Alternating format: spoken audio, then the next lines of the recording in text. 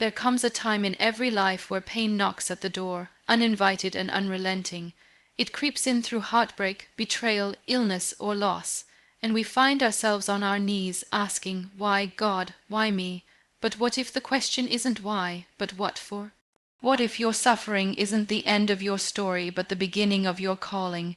You see, pain isn't a prison, it's a passage. It's not a dead end, it's divine direction. While the world may define purpose through success and comfort, heaven often writes it through scars and storms. The cross wasn't a place of defeat, it was the platform for resurrection, and the same is true for you. God never wastes wounds. Every tear you've cried, every sleepless night, every moment you felt like giving up, it all matters. It's all shaping you. You were never abandoned, you were being anchored. If you're walking through pain today, don't run from it. Lean into it. There's purpose buried in the fire, and when you rise from it, you won't just survive, you'll shine. You were chosen to turn that pain into power. Let's begin. Pain often feels like a consequence, like a sentence handed down from heaven because we failed, fell short, or made the wrong decision. But in truth, pain is not punishment, it's preparation. When God is getting ready to elevate your life, He first allows the shaking, the breaking, and the refining. It's not to destroy you, but to develop something deeper within you. You see, God is more concerned about your character than your comfort. And sometimes the only way to grow the strength inside you is to press you in ways that feel unbearable. In life, we tend to equate blessings with ease, but the greatest spiritual breakthroughs often come through seasons of pain. In the Bible, we are told that God disciplines those He loves, not to condemn them, but to correct, to mature, and to align them with purpose. Pain becomes the instrument through which patience, perseverance, and faith are forged. You're not being punished, you're being positioned, you're not being buried, you're being planted. Purpose doesn't come gift-wrapped. It's uncovered in the wilderness, it's revealed in the waiting rooms of life, and it's forged in the fires you wish you could escape. Even Jesus, before the resurrection, endured the agony of the cross. That pain wasn't a detour, it was the preparation for victory. If the Son of God wasn't exempt from suffering, then why do we believe our pain means we've been abandoned? In fact, pain may be the clearest sign that something greater is being born within you. When you walk through hard seasons, you're actually walking into destiny. Trials build trust, struggles reveal strength. Wounds invite wisdom, and heartbreak opens the door to healing. There is nothing that God allows that He won't use. Every tear you've cried, every night you've doubted your worth, every moment you've questioned your future, none of it is wasted. It's being woven into a testimony that will not only transform your life, but touch others who walk the same valley. In the Bible, we are said to consider it joy when we face trials of many kinds, because they test our faith and develop perseverance. That perseverance makes us complete, not lacking anything. Your pain has purpose, and while the enemy wants you to believe you're being punished, heaven is whispering you're being prepared, prepared to lead, prepared to rise, prepared to carry a weight of glory you couldn't bear before. So don't curse your pain, don't rush out of the season, learn from it, lean into it, let God work through it. Because what's breaking you right now may be the very thing that builds you into who you were born to be. There's something sacred about struggle, something eternal about trials that shift the entire course of a person's life. When you walk through fire and come out with your faith intact, that's not just survival, that's testimony. And your testimony is not just your story, it's your weapon, it's your voice of victory. The same pain that nearly crushed you will become the platform God uses to elevate you, inspire others, and show the world that He is still in the business of redemption. So many people hide their wounds, ashamed of the trials they've faced. But in the kingdom of God, scars aren't signs of shame. They're signs of strength. They are proof that you've been in the battle, but by God's grace you didn't stay there. Your trial may have lasted longer than you expected. It may have shaken everything you thought was stable. It may have silenced your prayers for a while. But even in silence, God was still moving. Even in your brokenness, He was building something far greater than comfort. He was shaping your testimony. You see, we don't grow in mountaintop moments. We grow in the valley. We grow when we don't understand. We grow when life feels unfair and faith feels hard. In the Bible, we are said to be more than conquerors, not because we avoid trials, but because we overcome them. We walk through the fire and come out not even smelling like smoke. Why? Because God is in the fire with us. Think about Joseph, betrayed by his brothers, sold into slavery, wrongly accused, and thrown into prison. Years passed, and from the outside it looked like loss, but God was orchestrating everything behind the scenes. Every setback was a setup. Every closed door was divine redirection. Joseph's trial became his testimony, and through it not only was he elevated, but he saved a nation during famine. What would have looked like meaningless pain was actually the preparation for his purpose. Your life might feel like it's been flipped upside down. You may have been betrayed, abandoned, falsely judged, or left broken. But don't forget, what the enemy meant for evil, God will use for good. That's not just a promise, that's power, that's truth. Your greatest trials are pregnant with divine purpose. They're birthing something in you that couldn't have been born any other way. There is someone right now who's watching you. They're watching how you handle the storm. They're watching how you stand in the shaking. And when they see you keep your peace, keep your faith, keep your hope, that becomes your testimony. You're not just going through this for yourself. You're going through it for every person who needs to see that survival is possible, that healing is possible, that transformation is real. We live in a world full of masks, everyone showing their highlight reel, pretending everything is perfect. But the most powerful thing you can do is be honest about your journey. That's how testimonies are born. That's how lives are changed, not through perfection, but through authenticity. Your vulnerability invites healing. And your pain, when surrendered to God, becomes a story of hope.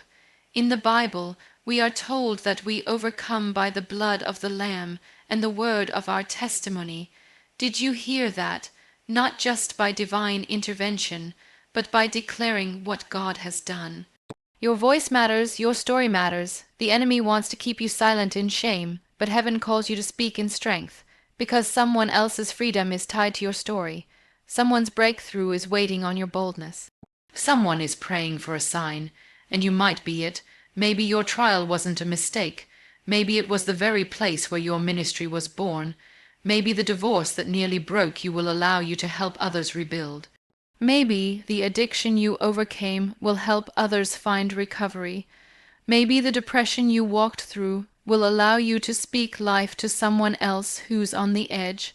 That's how God works. He takes what we think disqualifies us and uses it as our divine credential. So don't discount the darkness you've endured. Don't silence the story of how God brought you through. Trials don't define you, they refine you, and your testimony is not just a past experience. It's a living declaration. It's a reminder to the world that pain doesn't win, that grace is real, that God is still in control. So today, instead of hiding your trial, share it. Instead of resenting your past, release it. Instead of shrinking in shame, stand in your story. Because what was once your greatest trial is now the stage for your greatest testimony. And that's exactly how God turns mourning into dancing, ashes into beauty, and victims into victors. If you've ever wondered why your journey has felt heavy, why the weight on your shoulders hasn't let up, and why comfort has been so rare, it's because purpose doesn't rise in comfort. It's birthed in brokenness. True calling isn't shaped when everything is easy. It's discovered in moments when everything falls apart. The most powerful people in purpose are not those who lived soft, easy lives, but those who were broken and still chose to rise. We live in a world that avoids pain at all costs. We seek comfort, convenience, and instant answers. But if you look closely at the lives God used in the Bible, They were not called from easy places. They were called through brokenness. Moses had to flee his homeland in shame. David was hunted and betrayed. Esther faced the risk of death. Paul was beaten, imprisoned, shipwrecked. Yet in every broken season, something greater was forming. Purpose was rising, not in spite of their pain, but because of it. In the Bible, we are said to be like jars of clay, fragile vessels carrying divine treasure. And sometimes God allows the vessel to be broken so that what's inside, the calling, the truth, the testimony, can be revealed. If the jar never cracks, the light never escapes. That's why your brokenness matters. It is not the end of your story. It's the place where your real story begins. When everything is comfortable, we lean on our own strength. But when life breaks us down, when we reach the end of ourselves, we fall into the arms of the one who made us. That's where true transformation begins. Comfort teaches us to maintain. Brokenness teaches us to trust. And it's in trusting God when nothing makes sense, when nothing feels certain, when you're holding on by a thread. That's when you begin to walk in true purpose. Some of the most impactful voices in the world are people who have walked through deep brokenness. And they didn't let that brokenness silence them. They let it shape them. They used what hurt them to help others. That's the power of redemption. That's the beauty of grace. God doesn't just put the pieces back together. He makes something new out of them. Something stronger, something sacred, and something that carries purpose. Maybe you've been through a betrayal that shattered your trust. Maybe you've endured grief that made it hard to breathe. Maybe you've failed so badly you wonder if you'll ever recover. But let me tell you this, God isn't intimidated by your brokenness. He isn't surprised by it. In fact, He specializes in it. In the Bible, we are reminded that God is close to the brokenhearted. He doesn't avoid your wounds, He enters them. There's purpose in your breaking, because in the moments where you feel the most lost, the most fragile, the most unworthy, that's when God whispers the loudest, "You still belong to me, I'm not done with you." Brokenness humbles us. It opens our hearts. It creates space for healing, compassion, and empathy. It removes pride and pretense. It makes us real, and in that realness, purpose takes root. You don't need to be perfect to walk in purpose. You need to be surrendered. You need to be available. You need to say, even in my weakness, God, use me. And He will, because His strength is made perfect in your weakness. Your brokenness is not your disqualification. It's your preparation. It's the soil where courage grows. It's where your faith stops being theory and starts becoming power. We are not called to be polished. We are called to be purposeful, and the path to purpose will require seasons where you are stripped, humbled, and rebuilt from the ground up. Don't resist it, don't resent it, allow the breaking to happen, because what feels like the end may be the beginning of the most meaningful chapter of your life. God does His best work in broken places. He takes what the world deems useless and calls it chosen. He takes what's discarded and turns it into destiny. He doesn't ask you to be whole before He uses you. He asks you to be willing, and when you offer Him your brokenness, He offers you purpose. Eternal purpose, kingdom purpose. So if you're walking through a season where nothing makes sense, where your heart feels torn in pieces, where you feel like giving up, know this, you're not falling apart. You're falling into alignment, you're being redefined, reshaped, and repurposed. The ground you thought was meant for your burial may actually be the place where your calling is planted. Let the breaking happen.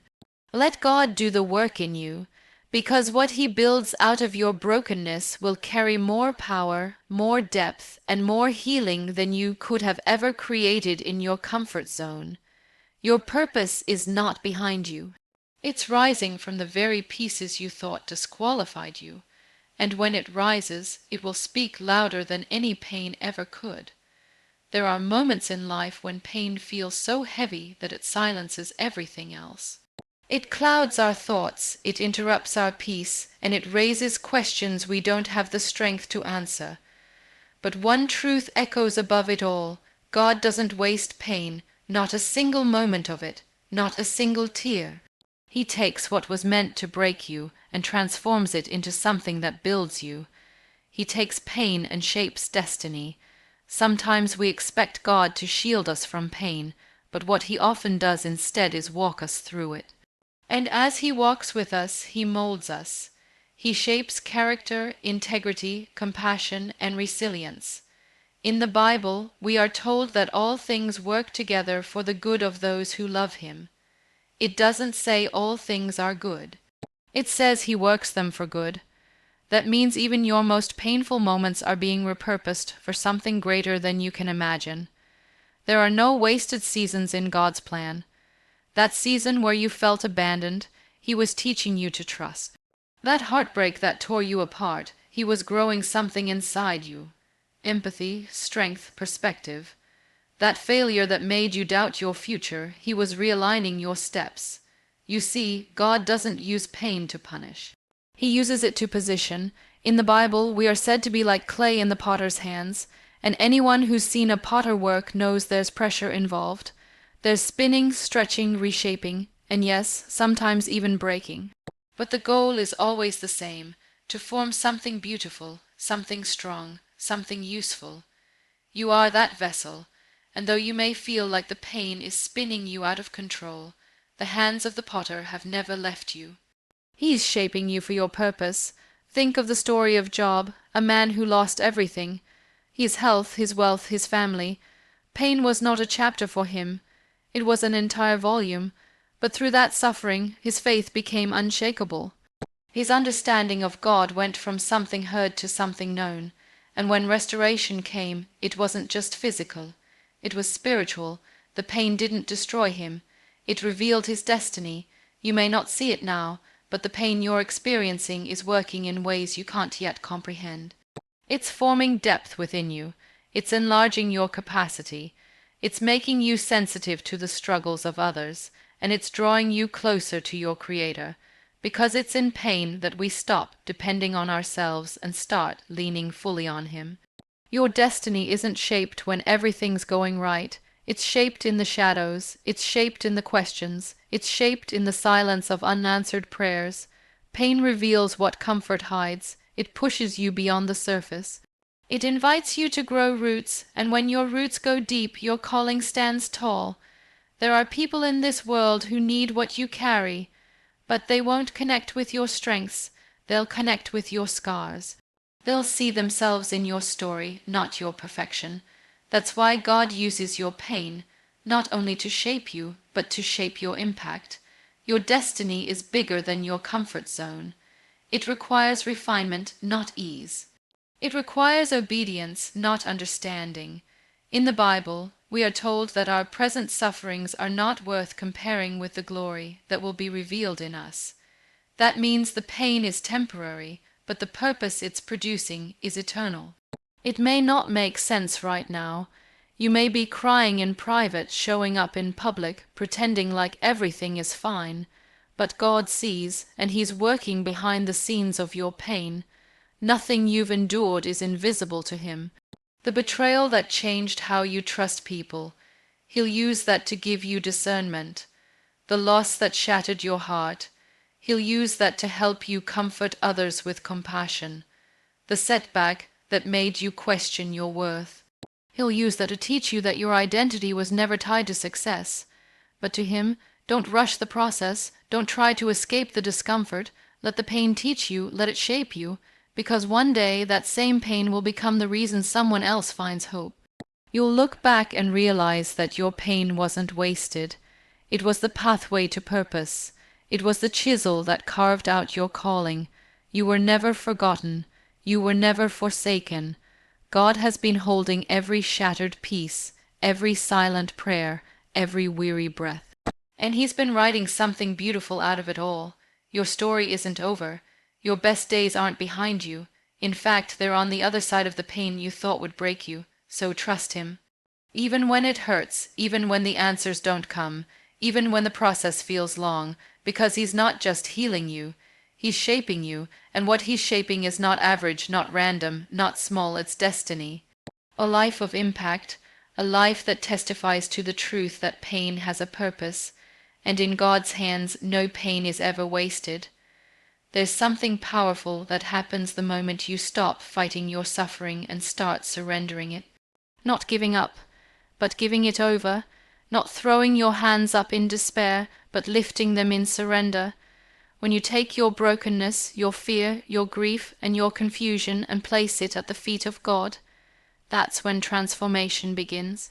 Because God never forces his way into your pain, he waits for an invitation, and when you finally surrender, he steps in, not to condemn, but to restore.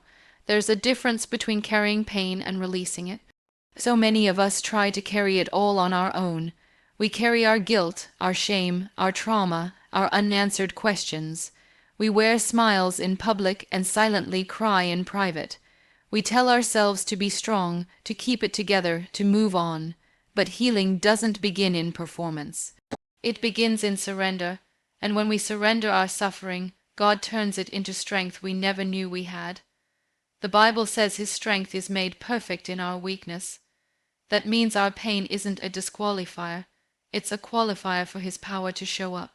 It's the very place where divine strength is activated, that ache in your soul, that loss you haven't spoken of, that wound you've been trying to ignore, that is the exact place where God wants to breathe new life. But he can only transform what you're willing to release. Surrender is not defeat, it's not weakness, it's courage. It's saying, God, I can't do this without you. It's admitting that the weight is too much, and it was never meant to be carried alone. Jesus himself carried a cross so we wouldn't have to carry pain without purpose. And yet we often try to push through life, numb ourselves, distract ourselves, or isolate ourselves, when all along God is inviting us to lay it down, to hand it over, to trust that what he gives in return is far greater than what we let go. Think about Hannah weeping bitterly in the temple, praying for a child. Her pain was deep, her suffering was silent. But in her surrender, she made a vow. If God gave her a son, she would dedicate him back to the Lord. That surrender changed everything. God not only gave her a child, but her son Samuel became one of the greatest prophets in Israel's history. Her surrender birthed legacy. It was her suffering, fully surrendered, that opened the door to purpose far greater than her pain.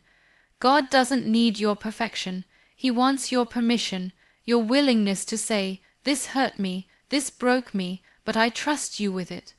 And when you do, something sacred happens. That suffering becomes strength, not just survival strength, but supernatural strength, the kind of strength that lets you walk through fire and not get burned. The kind of strength that lets you speak peace in the middle of the storm. The kind of strength that turns pain into power and scars into stories of grace.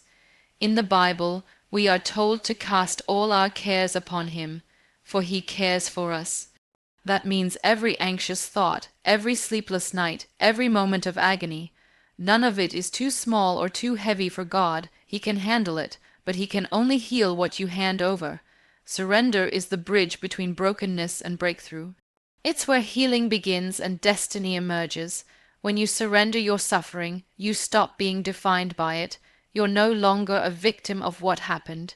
You become a vessel of what God is doing, and that shift is where true strength lies. Strength doesn't mean you no longer feel the pain. It means you've learned how to rise in spite of it. You've learned to walk with hope even when the weight is heavy. That's transformation. That's power. There are things in your life right now that feel too painful to talk about, too raw to face, too overwhelming to carry. But what if you didn't have to carry them anymore? What if your healing wasn't on the other side of figuring it all out, but simply surrendering it to the one who already knows the full story? God saw the betrayal, he heard the cries, he felt the heartbreak. And he still says, "Come to me, all who are weary and burdened, and I will give you rest." Rest isn't found in control. It's found in surrender, and the moment you lay your suffering at his feet, you begin to receive strength. Quiet strength, resilient strength, the kind that anchors you in the storm and empowers you to keep moving forward, not in your power, but in his. Don't let suffering define the rest of your life. Let it be the beginning of something new, something holy, something strong, because once it's surrendered, it no longer owns you. It becomes the tool God uses to shape you, to build your faith, to touch others through your story. Your strength isn't found in pretending the pain isn't there. It's found in trusting the one who can redeem it. So today, wherever you are in your journey, if you're tired, if you're hurting, if you're holding on by a thread, don't hold it in, hand it over. Let God take what was meant to harm you and turn it into strength that lifts others. Let Him do what only He can do, because when you surrender your suffering, you unlock the door to a strength that will carry you through every storm ahead. You were never meant to be defined by what broke you. You were born with divine intention, shaped for something greater than survival. That pain you carry, those scars you try to hide, those tears nobody saw, they're not signs of weakness. They are evidence of endurance. Evidence that you were chosen, not just to endure pain, but to transform it. You weren't meant to be crushed under the weight of your wounds. You were chosen to turn that pain into power. So many people look at their past and feel disqualified. They see mistakes, failures, trauma, and think it somehow erases their purpose. But what if your purpose was inside your pain all along? What if every hardship, every dark night of the soul, every valley wasn't the end, but the beginning of your calling? In the Bible, we are told that God chooses the weak things of the world to shame the strong, and the foolish things to shame the wise. He doesn't pick people based on perfection. He chooses based on surrender, and He often picks the most broken to carry the most power. You are not forgotten, you are not overlooked. If you woke up today, God still has a plan for your life. The fact that you made it this far is not an accident. It's proof that purpose is still alive in you. You were chosen, not because you have it all together, but because God knew you would walk through the fire and come out refined. He knew you would fall, but get back up. He knew you would break, but not stay broken. The world tries to define you by your pain, but heaven defines you by your potential. Pain may have been your beginning, but it's not your end. You are being equipped, through your story, your journey, your experiences, to help others rise. That's what turning pain into power looks like. It's when your healing becomes someone else's hope. It's when your story sets another captive free. That's the power of your pain when it's placed in the hands of God. In the Bible, Joseph said to the brothers who betrayed him, "You meant it for evil, but God meant it for good to save many lives." He didn't just survive betrayal, slavery, and imprisonment. He used it as fuel for purpose. He rose to power not in spite of the pain, but because of it. His pain gave him perspective. His scars gave him wisdom. His past gave him the authority to lead with compassion. That's what God wants to do with you. He wants to take the very thing that nearly crushed you and make it the cornerstone of your calling. You don't need to pretend you've had it easy. You don't need to sanitize your story. In fact, it's your authenticity that carries power. People don't need perfect. They need real. They need someone who's been through the valley and can say, "I made it, and you can too." Your honesty, your wounds, your healing process, that's what will break chains in others. You're not just a survivor, you're a voice, you're a light, you're a vessel. In the Bible, we are told we are more than conquerors, not just people who get by, but those who rise up stronger than before. That's what happens when you let pain transform you instead of define you, when you stop asking why me, and start asking, God, how can you use this? Everything shifts. Your story becomes a weapon against the darkness. Your life becomes a testimony of God's faithfulness. You don't need to wait until you're fully healed to walk in your calling. Start with what you have. Start with your truth. Start with the lessons your pain has taught you. There is someone out there who doesn't need a sermon. They need your story. They don't need a perfect example. They need a real one. Someone who can look them in the eye and say, "I've been there. I've hurt. I've cried. I've fallen. But I'm still standing. And if God can use me, He can use you." Turning pain into power doesn't mean you forget what happened. It means you redeem it. It means you no longer let it hold you hostage. It means you look at your past and say, This isn't where I die. This is where I rise. The enemy tried to use your pain to silence you, but God is about to use it to launch you. He's not done with your story. He's just getting started, so don't hide your scars. Don't bury your experiences. Offer them to God. Let Him breathe on them. Let Him turn your suffering into strength, your wounds into wisdom, your heartbreak into healing. For others, your life is not ordinary. It is marked, it is chosen, and it is powerful. Your calling is not just to survive pain. Your calling is to transform it, to speak from it, to build from it, to rise from it and point others to the God who carried you through. That's where your true power lives, not in what you avoided, but in what you overcame. That is what you were chosen for, and that is what will make your life unshakable, unforgettable, and undeniably filled with divine purpose.